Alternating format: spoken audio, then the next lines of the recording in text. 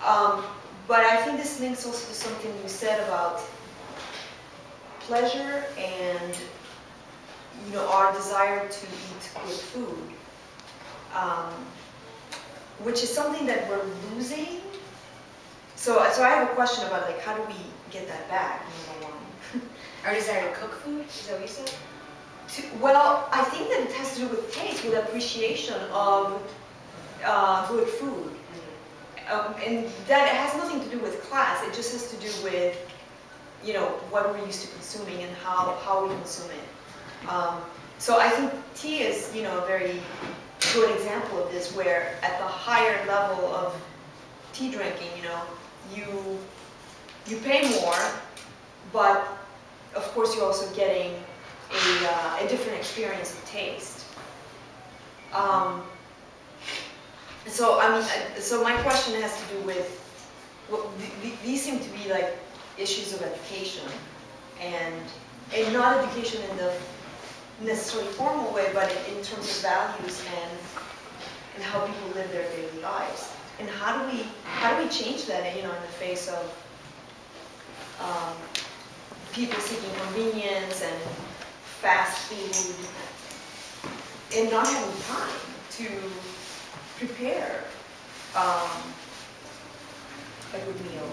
Well, let me add one reflection, and then what I think we have to do is recalibrate all of our values, including our tastes.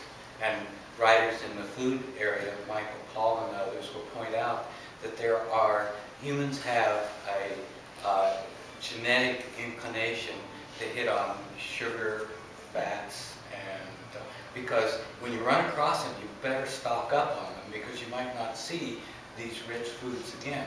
So it's only in industrial food production have they been able to mix the commodities that we tend to make our food out of in such a way that it's heavy in sugar and fat. Sugar, salt, and fat. Yeah, sugar, salt, and fat. Those are magic things that our tastes go for.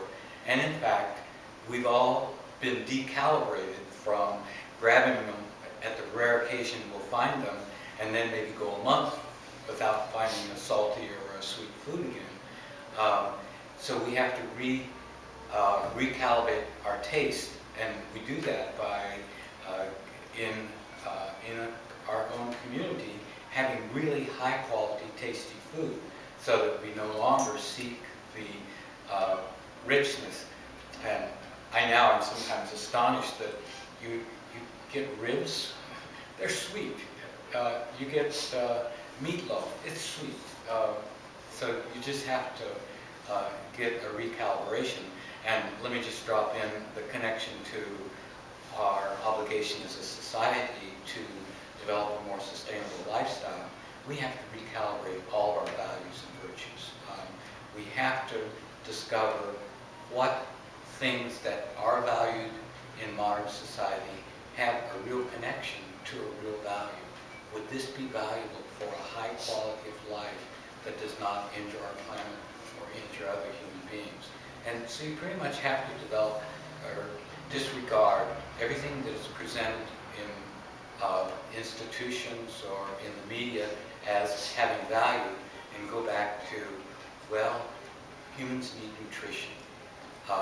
If planting this, does this contribute to my nutrition, and would that have value? Yes. So my time spent on planting my own food and eating it is of value. And then you can find relationships that you could sort of, as corollaries, add to that value. Knowing someone that does produce, know your producer of your food if you can't produce it yourself. And or know the origin and values of the producer of your beverage if you can't know them yourself. So that's kind of another thing suggested by this work. It's very, the source of one's beverage is not just some tea workers. There's a whole infrastructure that produce the string and the hemp. I'm going to stop for a second. You had an idea. Well, I was thinking just as far as recalibrating values, but in Georgina's point, that how do you do that? And I think it's in very small steps to introduce, just however you can introduce that. Introduce to people things like that, for example, cooking. People who have gotten so far away from that, and convenience overrides often quality sometimes, but if you can convince people to just, to sit down with a carrot, even to dice a carrot and make something very, very simple. Cooking doesn't have to be, for example, cooking I see as a value that has quality of life, because it's the food, that's going to give you the nutrition. If you prepare it yourself, then there's a certain satisfaction. And if you savor a meal or savor a cup of tea, and you know where that tea came from and everything, there's less likely to overdo it, I think, too, because there's a consciousness involved instead of just like vacuuming, like a non-conscious, just absorb. And I mean, some of the ways you can do that are already there. The dill pickle in my neighborhood is having their official opening today. The dill pickle co-op has been working for about 5 years.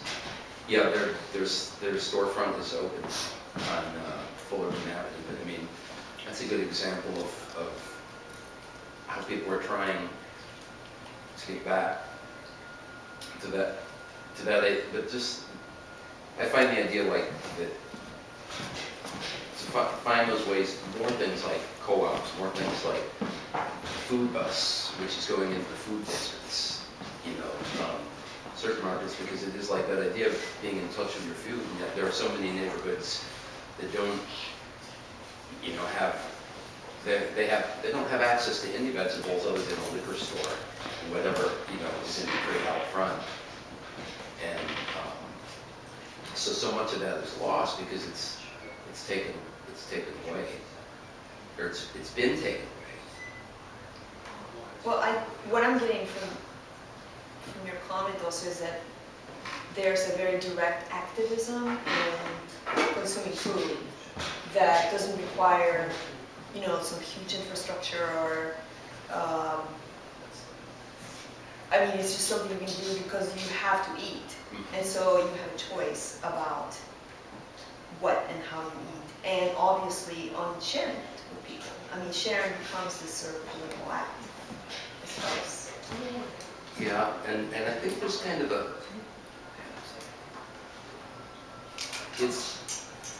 it's almost like so many things have been taken away that it's almost like returning to a punk aesthetic, which happened, with do-it-yourself music and things like that. Like the idea of cooking has so been pulled away to like super chefs, master chefs, like the idea that you could be this gourmet chef, and that's like even restaurant chefs are put up on pedestals so much in the media and things like that. But the thing is, I don't care what they can make, anyone can boil water and just make rice and put vegetables on it, and it will serve you well. And to remind people, I think that's the main thing, is starting from the ground up and doing that. Things that it does not require a big institution to make these little changes. Do you want to bring in the string? String? Which is, in some ways, Chicago is what it is because we're centered to the trade routes for commodities here in the States. First with the canal, and eventually and still with the railroad. Right. And so we have no experience of reality. We only see commodities coming and passing through here. And so as much of life is unreal and distant, we're just immersed in appearances and distillations rather than the real commodity or the real item that we eat. But that is the international component. Yeah, this is the routes or the destinations of China cargo and so the hub, you can see it kind of, everything converges towards the middle here. And then you know, on these extremes you might have Amsterdam and Scandinavia, and on the other extreme you have San Francisco, Hawaii, and everything else in between. Yeah, I'm trying to bring together a lot of different ideas, and one of them is the origin of tea, which is China, and where there is a plant that has been dated 3,000 to be 3,000 years old, and so